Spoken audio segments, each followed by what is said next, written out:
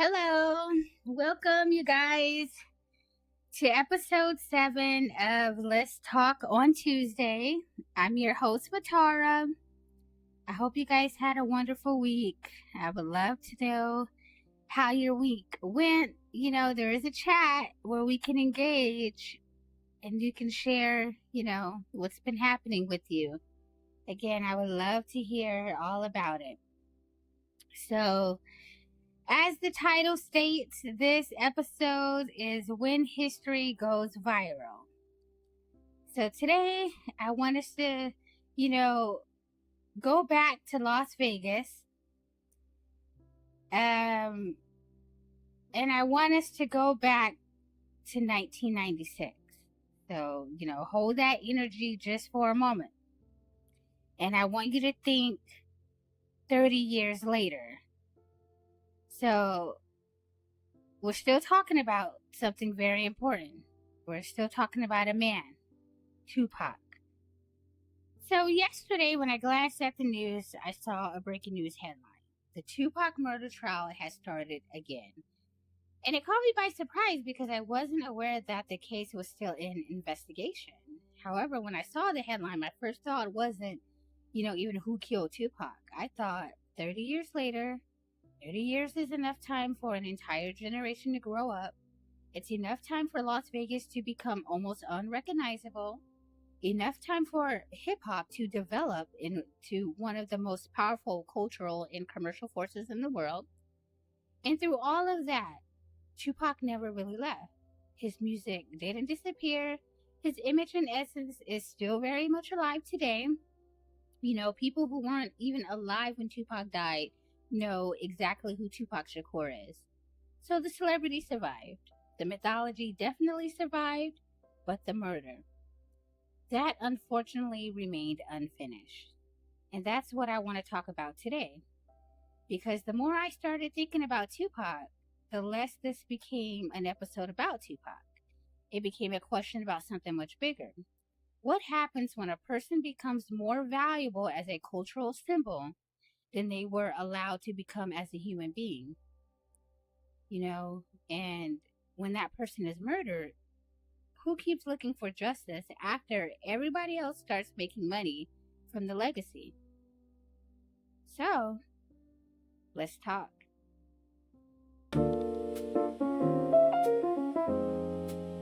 Did you see what happened in the markets today? No, but I heard something big is happening. It's not just the economy. Everything feels like it's changing. Wait, isn't that what they talk about on Tuesdays?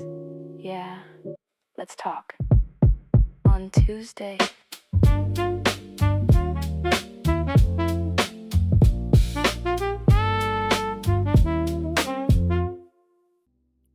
Now, most people know some version of his story. So, September 7th, 1996. Tupac Shakur is in Las Vegas. He's 25 years old. He attends the Mike Tyson fight at the MGM Grand with Suge Knight and members of their entourage. After the fight, there's an altercation inside the MGM.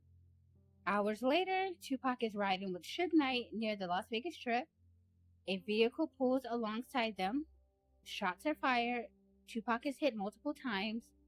6 days later, September 13, 1996, he dies. And almost immediately, the story becomes bigger than the crime. There was Death Row Records. There were gangs. Suge Knight. The East Coast versus West Coast rivalry. There was Biggie. There was rumors about the music industry. And rumors about law enforcement. Then there were books. There were interviews. Several albums, movies, and documentaries. Eventually, YouTube came along and gave the story another life. Social media gave it another one. And after enough time, something strange happens to a story like that. You stop remembering which parts were actually established. That's important because now, 30 years later, some of those stories are being revisited in a courtroom. Now, the prosecutors have charged Dwayne Davis, better known as Keffe D. And here's where the case gets interesting. So prosecutors are not saying that Davis was necessarily the person who fired the gun. Their case is, a lot more broader than that. They allege that he participated in and helped orchestrate the retaliation that ultimately resulted in Tupac's death. Now, Davis has pleaded not guilty, and now a jury has to decide what prosecutors can actually prove. But there's another unusual part of this case. For years, Davis talked, he gave interviews, he participated in documentaries, he discussed the shooting publicly, and then he even wrote about it. Now, some of those words are part of the government's case against him, which made me stop for a second, because imagine that. A murder happens, decades pass, and eventually, one of the things helping bring the case back into a courtroom is somebody continuing to talk about the night itself. Now, the defense has its own argument, essentially how much of what was said publicly was truth and how much was exaggeration. Those aren't small questions, especially when you are asking a jury to decide something as serious as murder. So I'm not going to sit here and convict anybody, on a microphone. That's what the courtroom is for. What interests me is something else. Why did it take this long to get to the courtroom at all? Because Tupac isn't the only name that comes to mind. 6 months after Tupac was murdered, Christopher Wallace, the notorious B.I.G., was murdered in Los Angeles. He was 24 years old. His murder, too, remains officially unsolved. Then we have Jam Master Jay. He was killed in 2022. It took more than 20 years before defendants were convicted in that connection, with his murder. And then years later, we have similar murders such as Nipsey Hussle, Young Dolph, and Takeoff. Now, they're all different cities, different circumstances, different investigations, and different outcomes. Now, I'm not saying all these murders are connected, and I'm definitely not saying that every black celebrity who has been murdered belongs to the same category. They don't. But when enough names begin appearing on the board, I think it's reasonable to ask whether there are patterns worth examining, and not just inside celebrity culture, inside America, because here's where the conversation becomes uncomfortable. Black Americans are disproportionately victims of homicide in this country. And when researchers have looked at a homicide clearance, there are also disparities in whether those murders are solved. So suddenly, this isn't only a celebrity conversation anymore. Celebrity just makes the pattern easier for us to see, because we know their names and we recognize their faces. But somewhere tonight, there is another mother, a father, brother, or sister who has been waiting 10 years for somebody to tell them who killed someone they loved. And they don't have documentaries or platinum records. They just have unsolved cases. And that's when I started looking at Tupac differently. Because if one of the most famous murder victims in modern American history can wait 30 years for a murder trial, what does that experience look like when nobody knows your name?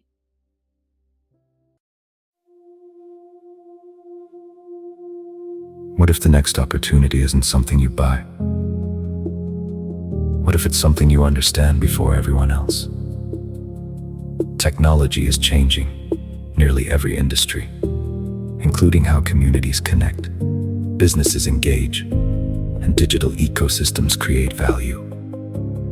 Tripto is building a utility-driven platform designed around participation rewards and real-world engagement. Curious? Click the link in this episode description and decide for yourself. There's another thing that happens, particularly when we're talking about young black men. Sometimes the conversation about why they were murdered slowly becomes a conversation about how they lived.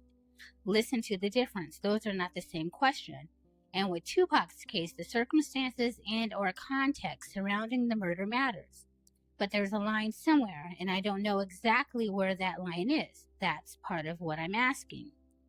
At what point does examining the environment surrounding somebody's murder start becoming an explanation for why we shouldn't be surprised they were murdered? Because I've noticed something. When certain people die violently, we investigate the killer. When other people die violently, we investigate the victim.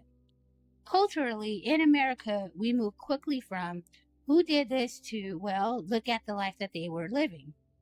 Because a complicated person is still a victim. A person with enemies is still a victim. A person who made bad decisions is still a victim. And fame doesn't change that. Now, here is the part of the story that I think we're all aware of. Because Tupac died in 1996, but Tupac, the business, didn't. When a major artist dies, the economics surrounding that artist can change dramatically. People stream the music, movies and documentaries are produced, biographies are written. Old interviews become valuable, unreleased recordings, photographs, clothing, licensing become valuable. The name itself becomes intellectual property, and eventually you have to separate two things: the human being and the asset. Because the human being can die at 25, the asset can generate revenue for another 50 years. A person's legacy becomes an economy. You see, America has gotten incredibly good at preserving the commercial value of dead celebrities. But how about justice? Justice doesn't always move at the same speed. And I think that contrast deserves some attention. Because money isn't the only thing that survives somebody. Narrative does too. Think about how many versions of Tupac exist now. We have the revolutionary Tupac, the gangster, the poet, actor, activist, the troublemaker. We have sensitive Tupac, we have death row Tupac, and then we have before death row Tupac. Now, depending on who tells the story, you can almost meet a completely different person. And that's what happens when somebody dies young. They stop participating in their own evolution. Think about yourself at 25. Now imagine somebody freezing that version of you forever. Now every mistake, every argument, every opinion, relationship, reckless thing you said, every brilliant thing you said, that's it. That's who the world decides you are. Now everybody else gets older. The dead celebrity doesn't. And then everybody else starts telling the story. That's why the trial can, feel different to most.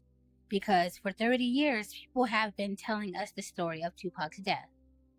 Now, for perhaps the first time, a jury is being asked to separate story from the evidence. And there's something else we can't ignore. Look at what happened to hip-hop after 1996. It became enormous. So we have fashion, advertising, movies, sports, technology, politics, luxury brands, the Super Bowl halftime show, and then corporate partnerships. Entire businesses were built around a culture that America once treated like a temporary problem. How convenient. Because sometimes society rejects a culture until it figures out how profitable that culture is.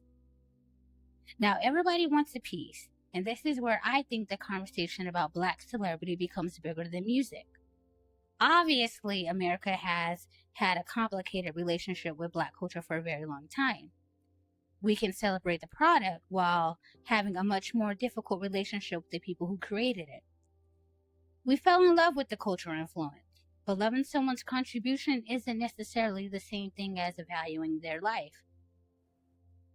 And I'm not saying that as an accusation, I say it as a question, because maybe that's something we should be measuring differently. Not just how famous did they become, what happened when they needed protection? What happened when they became victims? Sometimes these types of questions can have several answers, and sometimes we may never know. But asking isn't conspiracy, it's accountability. So let's come back to Las Vegas, because this is where it gets interesting. 30 years, Tupac was 25, which means the case has existed longer than Tupac himself did. That's wild when you really think about it. The investigation became older than the victim. And during those 30 years, Las Vegas kept moving. Technology changed, police technology changed, DNA technology changed, the music industry changed, America changed. People involved in the original story died.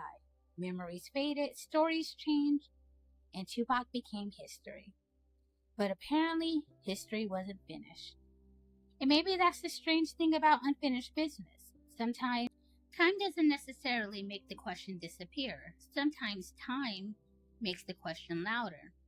Because eventually somebody comes along who wasn't emotionally attached to the original story. They're able to look at the evidence differently. They ask different questions, and suddenly something everybody accepted as we'll probably never know becomes, wait a minute, maybe we don't know yet. You see, I think that's what I'm taking away from the story right now. We often confuse remembering somebody with doing right by them. The world remembered Tupac. His mythology survived. But justice doesn't happen because we remember somebody. Sometimes it just needs time. So, as the trial moves forward, I want us to think about the people whose murders became mythology, about the families who wait, about the cases that get solved and the ones that don't, about what happens when Black culture becomes extraordinarily valuable, while Black life can be extraordinarily vulnerable, and about the strange thing we do with celebrities, where death can transform a human being into an asset that never stops producing. But again, who am I? I guess that's just the way it is. I don't fit in. That's hell.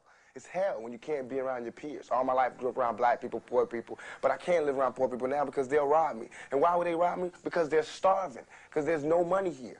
But they're telling me, now that I made a little money, I have to move here.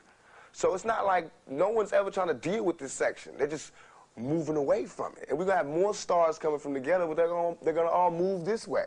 You know what I'm saying? So it's like all the society is doing is leeching off the ghetto. They use the ghetto for their pain, for their sorrow, for their culture, for their music, for their happiness, for their movies, to talk about boys in the hood. You know what I'm saying? I don't want to be another I don't want to be 50 years old at a BET We Shall Overcome Achievement Awards. You know what I'm saying? Not me. You know, I want when they see me, they know that every day when I'm breathing, it's for us to go farther. You know, every time I speak, I want the truth to come out. You know what I'm saying? Every time I speak, I want to shiver. You know, I don't want them to be like, they know what I'm going to say because it's polite. They know what I'm going to say. And even if I get in trouble, you know what I'm saying? Ain't that what we're supposed to do? I'm not saying I'm going to rule the world or I'm going to change the world, but I guarantee that I will spark the brain that will change the world. And that's our job, is to spark somebody else watching us. We might not be the ones, but let's not be selfish, and because we're not going to change the world, let's not talk about how we should change it. I don't know how to change it, but I know if I keep talking about how dirty it is out here, somebody's going to clean it up.